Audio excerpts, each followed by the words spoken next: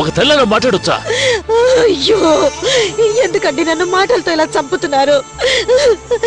నేను ఆ విధంగా ఆలోచిస్తానా మీకు తెలీదా అండి? నువ్వు అలా ఆలోచించడం వల్లనే నీ నోటి నుంచి ఆ మాట వచ్చింది. లేదండి, వాడు మొరటుగా నడుచుకుంటున్నాడు. అత్తయ్యకి దెబ్బ తగిలి రక్తం వచ్చింది. అది చూసి నా ఆవేశాన్ని నేను ఆపుకోలేకపోయాను. ఏం మాట్లాడుతున్నానో కూడా తెలియకుండా ఏదో మాట్లాడేశాను. నేను మాట్లాడింది తప్పేనండి. ఏదో విధంగా నా బిడ్డను వెతికి మీరు తీసుకురండి. మన కుటుంబాన్ని ఎవరు చేపించారో తెలియటం లేదు బాబు. మీ నాన్నలాగే వీడు ఇంట్లోంచి చెప్పా పెట్టకుండా వెళ్ళిపోయాడే. ఏదో విధంగా వాడు ఎక్కడున్నా సరే వెతికి పట్టుకుని తీసుకురా రంగస్వామి. వాడు లేకపోతే ఇల్లులాగే. వెళ్ళొస్తాను. రే ఆగరా, నీ వల్ల ఇంట్లో ఇంత పెద్ద గొడవ జరిగింది. నీకు దీనికి ఏమీ సంబంధం లేనట్టు నీ వాడికి వెళ్ళిపోతున్నావు. నన్ను ఏం చేయమంటారు? నన్ను కూడా కూర్చుని ఏడవమంటారా? నేనేమైనా వాడిని పొమ్మనానా? వాడే నన్ను ఇంట్లోంచి పంపించేస్తారా అన్నాడు. కావాలంటే చెప్పండి, నేను ఇంట్లోంచి వెళ్ళిపోతాను.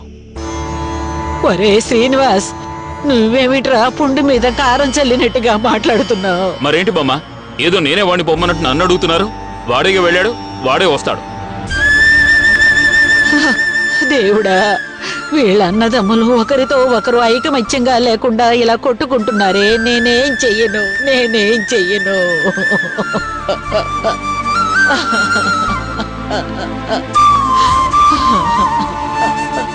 వాళ్ళని వదిలేయమ్మా. అమ్మా, తలకి బాగా తగిలిందా? నొప్పిగా ఉందా?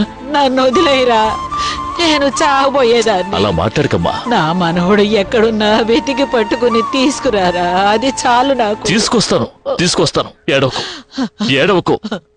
ధైర్యంగా ఉండు, వస్తాను. భుజంగం, రై తల ఓ వైపు వెళ్ళి వెతుకుతాం. సరే అన్నయ్య. కార్తీక్, ఇలారా, ఇదిగో దీంతో బైక్ పెట్రోల్ పోయించుకో. సరే నాన్న. మెయిన్ బజారు ఆ వైపంతా నువ్వు వెతుకు. సరే నాన్న. భుజంగం, నువ్వు పెద్ద బస్ స్టాండ్ అటు సైడ్ వెతుకు. సరే.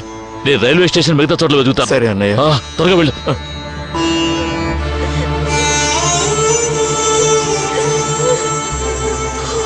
ఏడవకు.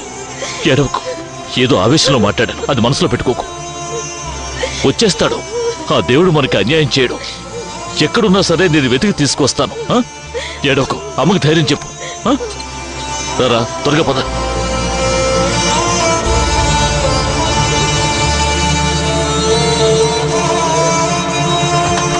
డ్రైవర్, త్వరగా పోనీ.